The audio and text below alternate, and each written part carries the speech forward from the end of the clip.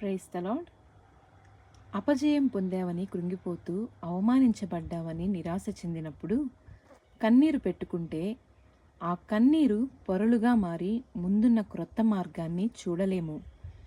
భావోద్రేకాల సంకేతమైన కన్నీరు నవ్వినా ఏడ్చినా వస్తుంది.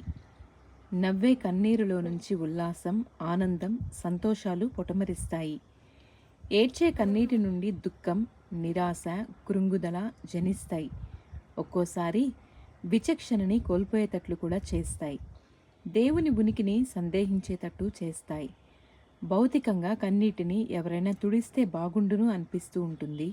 అంతేకాకుండా ఆ ఎవరైనా అనేది ఎవరై ఉంటే బాగుంటుందో నిర్ణయం చేస్తుంటాం. అలా జరగనప్పుడు మరింత నిరాశకు లోనై మనస్సును కన్నీటితో నింపుకోవాలని చూస్తుంటాం. మనుషులు ఇచ్చే ఉపశమనం తాత్కాలికమైనది మాత్రమే. మళ్ళీ నిరాశలోకి జారిపోవచ్చు. కానీ దేవుడిచ్చే ఉపశమనం నిరాశ నుండి,